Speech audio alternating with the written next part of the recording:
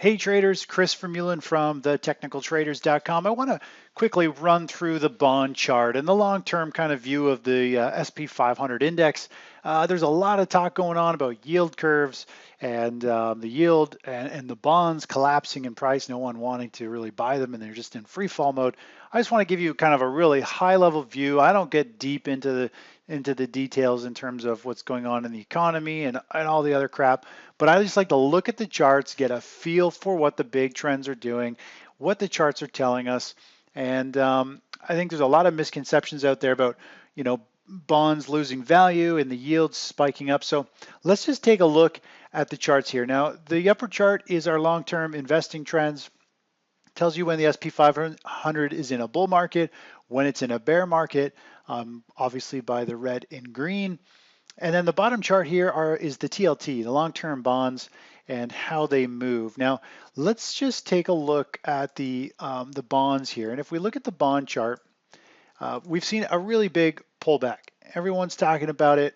We've got this huge pullback in bonds. Let me just squish that over here. 23% pullback in bonds. No one's really interested in buying bonds at this point. And this tells us a couple things. First, people are fearful to hold bonds. They think there's going to be some more risk involved, which is why we're seeing the yields really spike up here. People want to get paid well, I wouldn't say it's a premium, a good premium. They want to get paid more to take on the risk of holding bonds. And so people are just kind of dumping bonds or not interested in it, and they think the stock market's going to go higher. So we've had a really big pullback in the price of bonds. Now, it's not really out of the norm. People think this is like a one-off, this is a huge move, but look at these other moves we've seen in the market. There's another 20, 21, 22% move. We had another big 23% move over here. Another move down to this low over here, 28% move. Even some of these moves back over here are still pretty darn big. We're looking at 16+% move. So this correction we're seeing is actually in line with previous market cycles in terms of fear and investor sentiment each time these kind of play out, and they're kind of cycle based. These are long-term trends. This is what investors are thinking and feeling. It takes a long time for their brains to come about and for a new trend to take place. And so because these take so many years to unfold, it feels new because we haven't really been through one in a long time. Last time we saw bonds have such a big pullback was 2016 and over in 2018, and then we had this massive rally, which a pretty amazing rally. When we look at this this bull flag and this bull flag that flagged out, we played this move up last year for a 20% move in bonds, and it was like a perfect Fibonacci measured move target. If we take a look here, you can see price rallied up, pulled back, formed this bull flag, and we got in right over here where it got long, and we rallied it all the way up. You can see it spiked through the 100% move, tagged it twice with a double top over here, and then has collapsed completely as this was the COVID. Everyone piled into bonds, not knowing where else to go, and they overvalued bonds, drove it up, and then it was a blow off top. And we see that happen all the time when there's that much fear in the market. We saw it happen over here, happened over here. Most of these spikes are blow off tops of everyone just running for the door, and the first thing their advisor or that comes to mind of the average Joe is to jump into bonds. I don't know where else to go. Cash, I mean, bonds are great for the initial spike, but when you get a 15 to 20+% move in bonds, the best thing after that is just to move to cash. It's no point in trying to ride it out. Bonds tend to have a tendency to move 10 to 20%, and almost every time it hits a 20% move, we see a very sharp correction that pretty much wipes out the entire 20% move. So if you ever see that again, if you ever see bonds rally from a low to a high 20% or so, exit, lick your before lock in your profits before you're licking your wounds. Because if you don't take it off, you're going to give it all back, and you're just going to be really frustrated that you didn't pocket that money.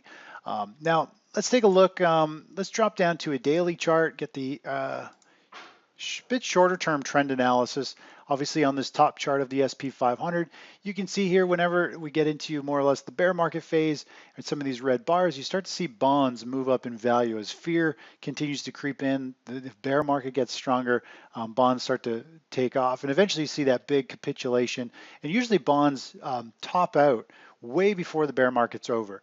It took several months going forward here. You can see going back in time, we had the bonds spiked up over here when the market sentiment and the trend turned down. It had a huge rally over here. It kind of, you can see there's a spike here and over here. We didn't actually see too much of, we did see a pop from the lows. It did pop up. And then we get into this much larger correction over here where even though we saw the stock market getting choppy, bonds continued to go out of favor. And bonds are not the greatest predictor of where the stock market's going to go. It's really hard to align, what does this big pullback mean? Every time it hits a 22% pullback, what does it mean? Well, if we look over here, we can say, well, stock market chopped around for a year or so, and then it pushed higher and continued to go higher. Pulled back over here, it just continued to go higher. It pulled back over here. It had a pretty big correction. Stock market sold off, bonds even sold off, and then the market did go higher. And here we are again. The market's at these lofty prices. It could very easily just keep on going higher, or it could completely reverse and go to the downside. Now, if I was to pull up on the bottom chart here, let's go. This is the bond futures. You can go back in time a little bit more. Go. If we take a look at the bond futures, because the TLT doesn't go back far enough, the last time we saw a major super cycle bull market in the SP 500, and then we saw bonds pull way back to multi-year lows, that's when we actually saw the stock market put in a top, and then the stock market sold off. We're kind of seeing that again in a way where we're seeing bonds completely collapse, a huge move, while the stock market is pushing up to new highs. So really mixed markets. Don't go looking at bonds to get an indication of where the stock market is going to go, because it's 50-50. You go back in time, obviously some little waves of fear, bonds typically pop up. But in terms of identifying major trends, it's a 50-50 bet if the stock market is just going to keep going up to infinity and beyond, or if it's going to absolutely crash. But my whole point of this is the yields. Let me show you the yield chart. Here's a chart we posted on our blog a little while ago, about a week or two ago. It's a little messy, I know. Let me just draw on the chart. I might be able to. All right. Okay, so what we're looking at here, the top here is the 10-year yields, and more or less we've drawn these horizontal lines. Now this purple line is kind of the threshold that when yields go all the way down, they break through all these levels on the way back up. When we typically see them come up and start to really break these levels over here and over here, and I think we're actually through those now. But you can see what happens with the stock market. Stock market puts in a major top, starts a bear market. That means big money is getting fearful. They don't want bonds because they think there's a lot of risk taking on U.S. debt. They want to get paid a way higher percentage. And so bonds drop in value and the yields start to go up. And that's kind of what we are seeing right now. So when we look at the yields, it definitely gives us some insight as to where I think we could see the stock market going into a much deeper correction. Now I know there's some background noise here, bear with me.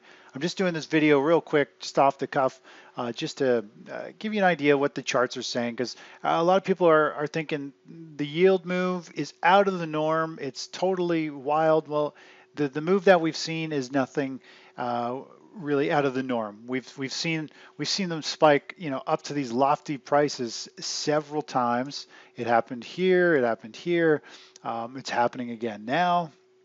And nothing is out of the norm. So just know that there is a huge shift going on behind the scenes of where big money is feeling there's risk.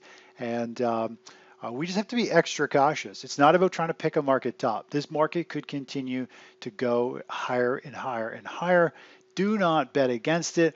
Let's let for the trend analysis, everything to come into favor, where if we just look at this chart here, we're going to eventually just let the major market trend tell us what we should be in. Obviously, we kicked into a bear market phase over here, but the market recovered, muscled its way back up. It's back into bear market territory, but eventually I think we could see, eventually we will have another bear market. The question is, where is the top?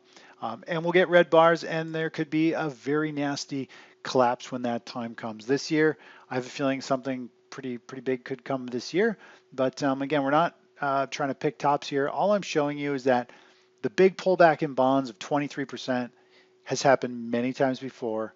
A spike in yields has happened several times before.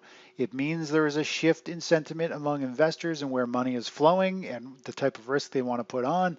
And there's going to be some huge trends. The question is, do we continue up or are we going to see it roll over? I'm very cautious here. I do feel like the market has got a lot of downside potential, but obviously we got this huge stimulus plan, another $1,400 and a large portion of people's bank accounts. So that is going to probably stimulate the economy, get people buying and spending and investing in stocks and buying things up. That could support this market a little bit longer. But anyways, hopefully that gives you some insight. I mean, I'm all over the place with this video. It's just off the cusp, this share that nothing's out of the norm.